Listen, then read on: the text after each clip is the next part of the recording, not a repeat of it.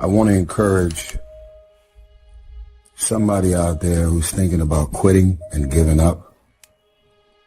Somebody who has been praying for years for things to turn around.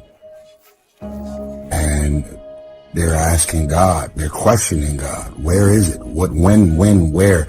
Send me a sign, send me a burning bush, send me something to confirm that my hopes and my dreams and things that I want to accomplish are going to actually happen.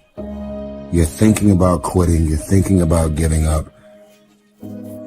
This is for you.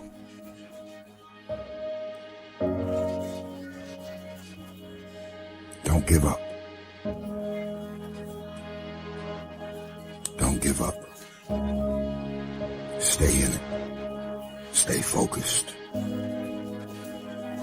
You know, life can throw you some curves. And it's not just the things that you see coming, but sometimes it's the things that you didn't see coming that hit you out of nowhere, that set you back in such a way that it seems like you can't get over. And we, are dealing with a lot of normal times where people feel like already their plate is full. And then all of a sudden, out of nowhere, there comes these unexpected things that just make us feel like we're overwhelmed. And you've reached your limit and your bandwidth is full. And you already said, I can't take another thing. And then out of nowhere, here comes something you didn't see coming and you're in it. This question, am I going to make it, is something that each and every individual is asking themselves all over this nation and in many places of the world. And in your homes, somewhere in your heart, these words are echoing, am I going to make it? Somebody needs to know today you're going to make it. Somebody needs to know today you're doing all right. You may not be what you ought to be, but you're not what you used to be. And you're going to get there by God's grace. Don't you give up. Don't you quit. And don't you keep putting yourself down. You're doing better than you think you are. Ecclesiastes chapter 3 gives 28 times and seasons in life. It says there's a time to be born, there's a time to die. There's a time to laugh, there's a time to cry. There's a time to dance, there's a time to mourn. There's a time to gather, there's a time to let go. It's 28 different times in life. The one time I can't find in there is the time to quit. There is no time to quit in your life in this. If you'll keep going, that's how you get to heaven. Tell somebody this is no time to quit. You may have bars, you may have chains, but you're still blessed. When you come into a season of struggle like you're in right now, do not be defeated, because if you're breathing and the sun is shining, then God has a purpose for you. You're still alive. So therefore, God is not done with you. You're still here. God has a plan for your life. God has things in mind for you beyond anything you could ever imagine. Shake off feeling sorry for yourself. Shake off don't nobody love me talk.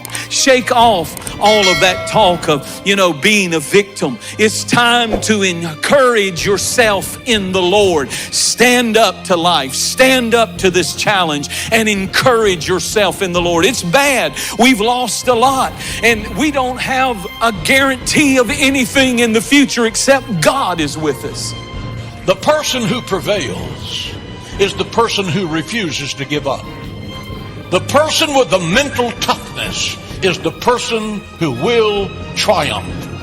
The testing of your faith produces perseverance. The man who can get up one more time than the time he's knocked down is going to be the winner. Being knocked down is not a problem, but staying down is a problem. Get up, because success begins by getting up one more time than you've been knocked down. The Bible declares in Proverbs 24:16, listen to this. For though a righteous man falls 7 times, he rises again. For though a righteous man falls 7 times, he rises again. You're not a failure for falling down. You're a failure for staying down. You know, it's amazing how many people in the world have done phenomenal things after having failed numerous times in their life. And so failure doesn't have to be the end. Making mistakes doesn't have to be the end. I think most people, if they're going to be successful, they have to press through some things. And one of the things that we tend to do, or that one of the lies that the enemy tells us is, well, there's just no way. There's no way. There's no way out. But we have to remember that there's always a way out.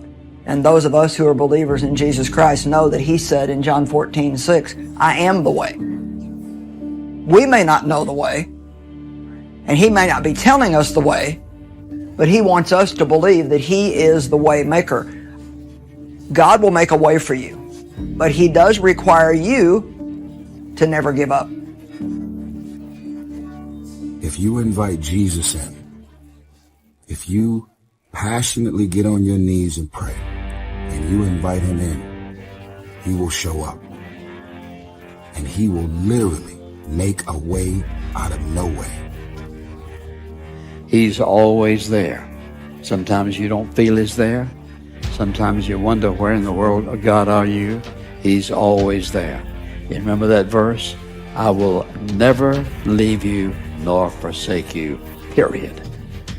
You cannot walk through one moment of adversity as a child of God without His presence. I will never leave you nor forsake you, period.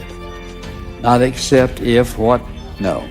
A child of God is always in the company, in the presence of Almighty God through His Son, Jesus Christ, who lives on the inside of us. What an awesome assurance.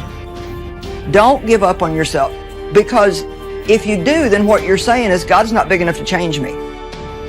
There's nobody that is beyond change. God can change every single one of us. I don't want you to give up. I don't want you just to throw in the towel and quit. If all you can do right now is just get out of that bed and walk across the room, do something. And if you'll do what you can do, God will do what you cannot do.